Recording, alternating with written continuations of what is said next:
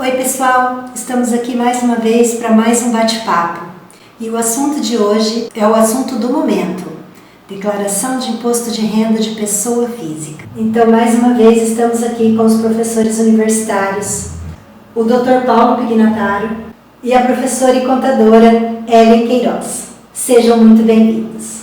Então já vamos dar início aqui à nossa conversa. Eu quero já começar perguntando para vocês.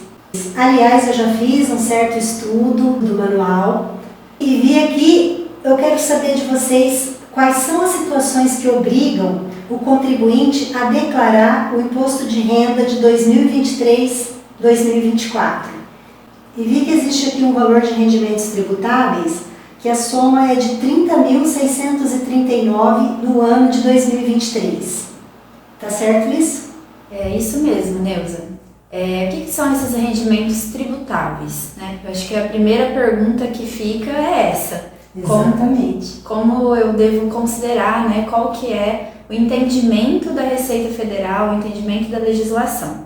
Então, o que são esses rendimentos tributáveis? São os salários, né, dos funcionários, aquelas pessoas que recebem das empresas, os autônomos, os profissionais liberais, que trabalham por conta, as empregadas domésticas, os sócios das empresas que têm os seus prolabores. Então, tudo isso são rendimentos tributáveis.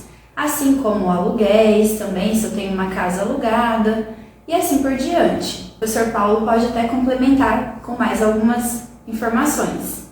A gente pode também dar como exemplo os profissionais liberais, de natureza intelectual, né, contadores, advogados, que não têm empresa constituída, mas atuam, né, profissionalmente, emitem recibos. Então esses recibos, todos eles são rendimentos tributáveis.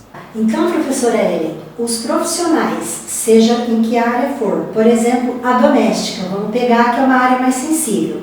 Se ela tiver recebido no ano de 2023 um valor superior àquele que eu falei lá, de mais de R$30.000, ela é obrigada a declarar? Isso mesmo, esse é um dos requisitos. Então, se a somatória dos salários dela, 13º, férias, né, tudo isso tiver somado acima de 30 mil em 2023, ela vai precisar declarar.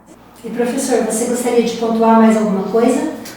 Sim, Neuza. É importante ressaltar que muitas vezes há uma movimentação bancária e que a Receita pode vir a detectar e considerar também como rendimento tributável. Isso é importante ressaltar, porque se o contribuinte ele faz depósitos em uma determinada conta e não declara aqueles valores, automaticamente a Receita deduz que são rendimentos tributáveis, que ele tenha ganho no ano e não está declarando. Então é muito importante observar esse aspecto.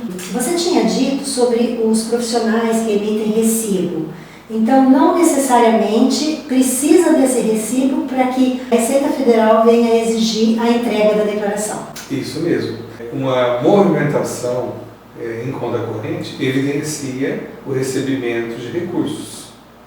Então, é importante pontuar que muitas vezes, mesmo não emitindo o recibo, que seria de acordo com a legislação, mas a simples movimentação em conta corrente evidencia que houve ali uma receita e que é tributável. E quais outras exigências para essa declaração? Quem recebeu também, durante o ano de 2023, rendimentos isentos acima de 200 mil, também tem que declarar a declaração do imposto de renda. O que são esses rendimentos isentos? Por exemplo, se eu tenho uma conta poupança, né, um investimento em conta poupança, e os rendimentos dessa poupança somarem ao longo do ano de 23 200 mil ou mais, então eu tenho que declarar imposto de renda. Outra situação também que pode, né, configurar um rendimento isento são os lucros distribuídos dos sócios, dos acionistas, também é um rendimento isento. Mas tem que declarar. Tem que declarar. Então, por mais que a pessoa não tenha atingido os rendimentos tributáveis, que a gente comentou agora há pouco, mas ela tenha tido rendimentos isentos acima de 200 mil, ela passa a ter obrigatoriedade. Além disso, tem outras exigências que o professor Paulo também pode comentar. Só abrindo um parêntese, rendimento isento também pode ser aquele fruto de uma indenização que a pessoa recebeu na justiça, no processo, né? Então, porque no processo pode ter verbas tributáveis e verbas isentas. Então, neste processo, por exemplo, você teria duas receitas, dois recebimentos de origens diferentes. Quando você diz isento, significa que ela não paga imposto de renda sobre isso, independente do valor que ela está declarando. Todo rendimento isento, ele não sofre tributação, independente de ser R$1 ou 200 milhões. Né? Então, ele tem natureza isenta. Então, Neuza, além disso, tem algumas outras situações que são interessantes, né? Por exemplo, uma pessoa que tem um ganho de capital. O que é o ganho de capital? Se eu vendo um imóvel, se eu vendo um veículo e eu tenho lucro nessa venda, é chamado de ganho de capital. Então, sempre que eu tiver essa situação, eu também sou obrigada a declarar o imposto de renda. Então, eu posso não ter tido os rendimentos tributáveis suficientemente exigidos, os rendimentos isentos, mas o simples fato de eu vender um bem com lucro, né, com ganho de capital, também vai exigir a entrega da declaração. Algo a acrescentar? Eu gostaria de comentar que dentro do ganho de capital há a necessidade de se fazer o cálculo e de se recolher no mês seguinte à declaração. Então, o que acontece? Se você vender uma casa, por exemplo, e apurar o lucro na venda daquela casa, você necessita pagar o imposto de renda sobre o lucro, que é o ganho de capital, como pontuou a professora, e já recolher o imposto no mês seguinte ao período da apuração. Então, por exemplo, Neuza, se você vendeu um imóvel em 2023 e apurou o lucro, que é o ganho de capital, no mês que você fez a apuração, você então apura o imposto, emite o DARF e tem até o último dia útil do mês seguinte para fazer o recolhimento. E professor, qual é o percentual que a pessoa paga sobre esse lucro? Que no caso é só sobre o lucro, não sobre o valor total da venda. A alíquota do imposto de renda sobre o lucro é de 15% se o lucro ele estiver em até 5 milhões de reais. E depois disso vai subindo? Aí há uma tabela progressiva, cujas alíquotas vão subindo à medida que o lucro também sobe. Também é importante pontuar que existem algumas situações que dão isenção total ou proporcional do imposto de renda sobre o lucro na venda de imóveis, ou de imóveis, né, pode ser um veículo, e que a gente deixa para uma próxima oportunidade, que é um assunto bem extenso, mas muito importante. E professor Hélio, quem movimentou em Bolsa de Valores precisa declarar? Nem todas as pessoas, Neuza. Somente aquelas que movimentaram valores superiores a 40 mil dentro do ano. Aí, mesmo que tenha lucro ou não, somente se tiver movimentado acima de 40 mil. Professor Hélio, quanto à atividade rural, qual é a obrigatoriedade do contribuinte entregar a declaração? Tem algumas pessoas físicas que possuem propriedade rural. Se ela tiver uma receita bruta durante o ano de 2023 acima de R$ 153.199,50, ela já passa a ter a obrigatoriedade da entrega da declaração. Outro requisito também para essa pessoa é se ela quiser aproveitar prejuízos anteriores para compensar o lucro desse ano, que é uma situação bem específica do produtor rural. Como pessoa física, ele tem essa possibilidade de, dentro da declaração, informar as suas receitas e deduzir as despesas que o produtor rural teve para produzir. Alguma coisa a acrescentar, professor? As despesas são despesas que ele teve de custeio. Então, por exemplo, registro de empregado, royalty do leite, a cerca, o próprio imposto da terra. Então, todas essas despesas que o produtor tem para poder fazer, produzir, né, para poder ter a produção em mãos, elas podem ser abatidas e fazem com que ele tenha um imposto bem reduzido. E essas despesas, elas todas têm que ter comprovante? Essas despesas, todas elas têm que ser mesmo despesas de custeio. O que é isso? Eu não posso, por exemplo, colocar despesas de um telefone celular no sítio. mas eu posso ter, por exemplo, despesa com eletrificação rural da propriedade. Todas as despesas precisam ter notas fiscais ou recibos legalmente identificados, para que elas sejam utilizadas como tal. Professora Ellen, alguma outra situação de obrigatoriedade da entrega da declaração? Tem sim, Neuza. A gente tem também a situação dos bens e direitos do contribuinte. E essa foi uma novidade, né? Na verdade, uma atualização. Até o ano anterior, essa exigência para a entrega da declaração, né, o valor dos bens e direitos que se fazem necessários à entrega da declaração, ele era de 300 mil. Para o ano de 2023, a legislação alterou o valor para 800 mil. Então, o que isso significa na prática? O contribuinte que tem em sua posse e propriedade bens e direitos acima de 800 mil em 31 de dezembro de 2023, ele tem que entregar a declaração do imposto de renda também. E professor, vamos aqui saber o que são esses bens e direitos? Bens e direitos, eles são considerados aquela parte do patrimônio que tem, por exemplo, como exemplo prático, bens. Um terreno, uma casa, uma propriedade agrícola, são bens, né? São palpáveis. Já o exemplo de direito seria a conta bancária, aplicações. Então, todo esse conjunto de itens que tem para receber são direitos. Nossa, é muita informação, né? E isso só para saber da obrigatoriedade da entrega da declaração. Mas eu ainda tenho muitas outras dúvidas. Claro que eu não sei se vai dar para esclarecer todas hoje, por isso já fica aberta aí para um próximo vídeo. A minha próxima dúvida é como que o profissional liberal deve recolher o imposto de renda e fazer a declaração de ajuste anual. O liberal, ele precisa declarar os seus rendimentos no Carnê-Leão.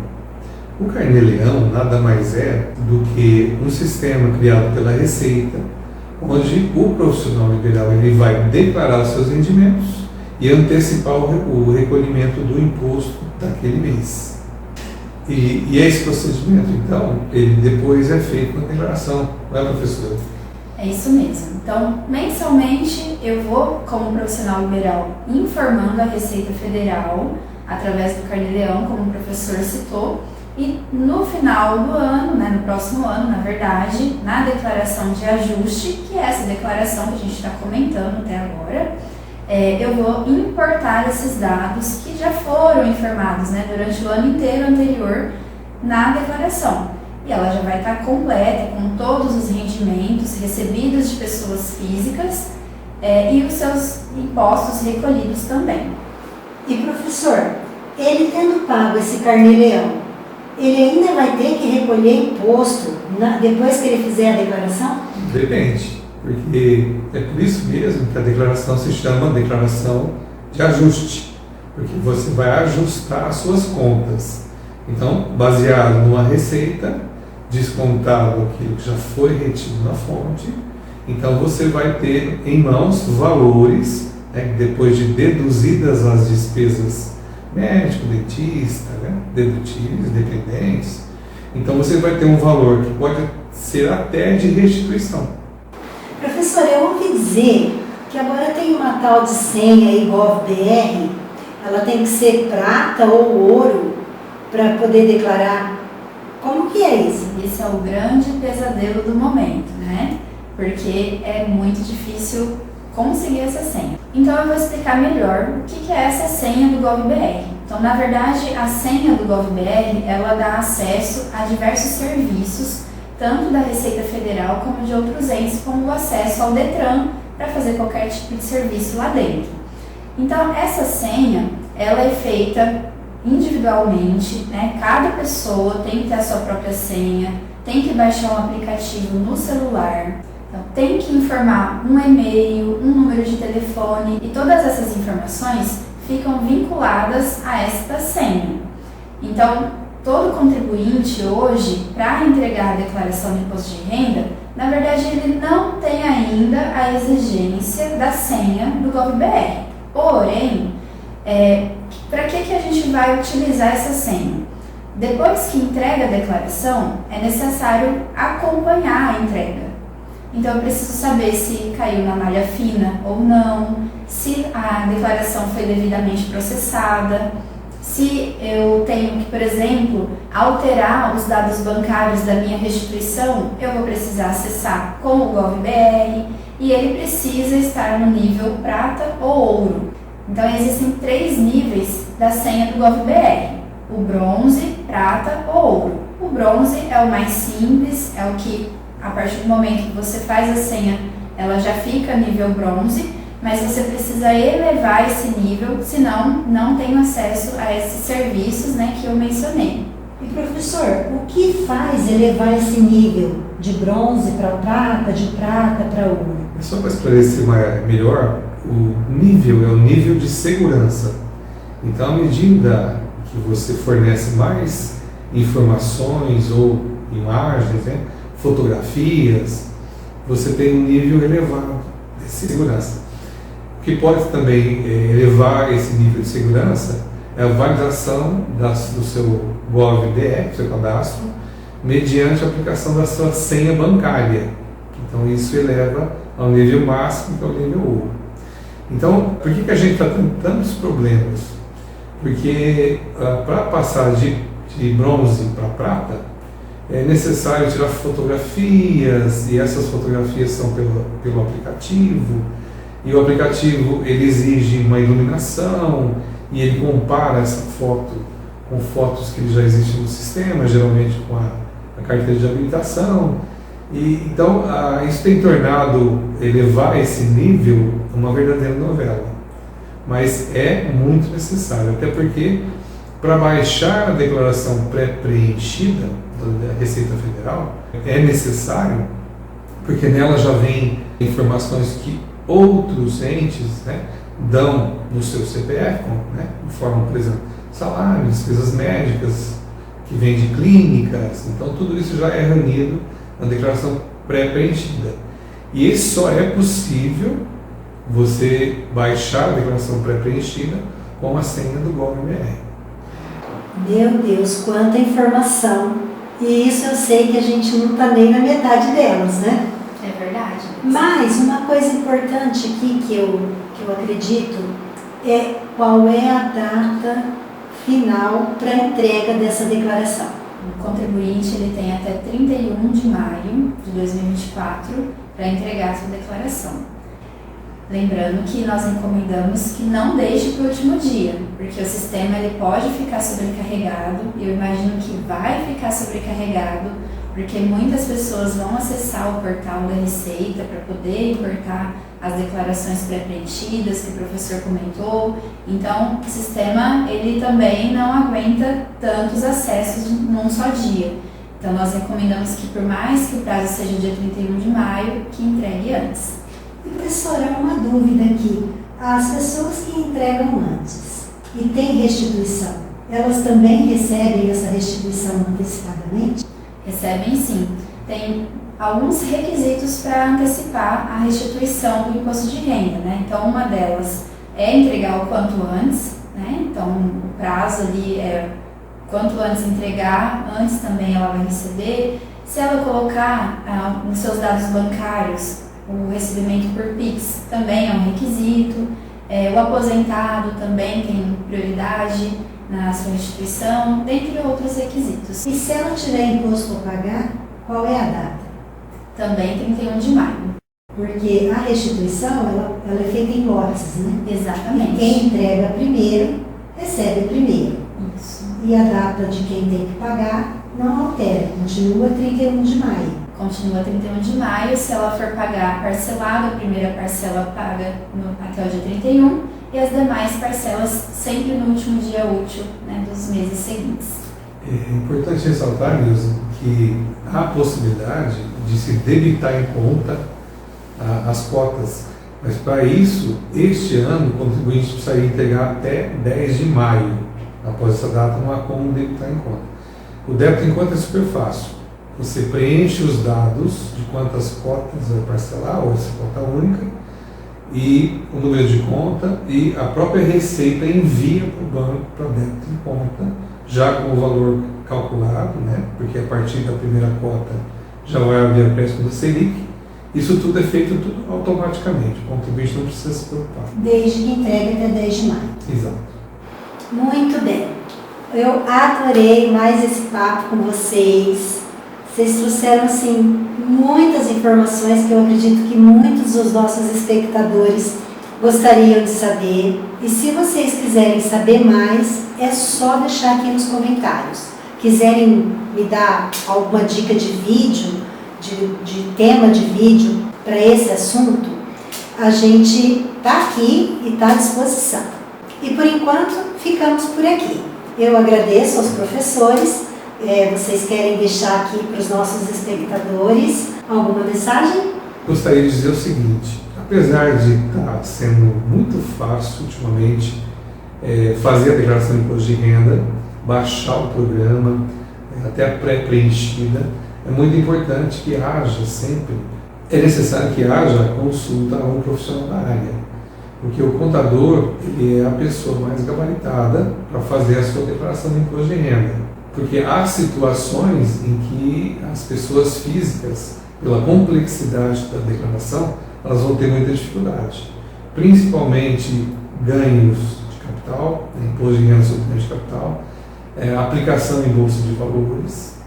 Então, procure sempre um profissional da área para poder se assegurar que você não vai ter problemas com a malha fina do imposto de renda.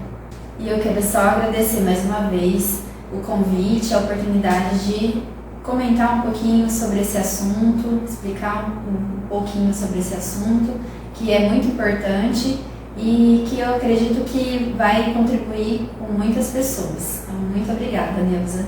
Eu que agradeço. Então, gente, eu agradeço mais uma vez por vocês acompanharem aqui o nosso bate-papo. Eu espero que vocês tenham gostado. Agradeço por vocês terem assistido e fiquem com Deus. Beijos.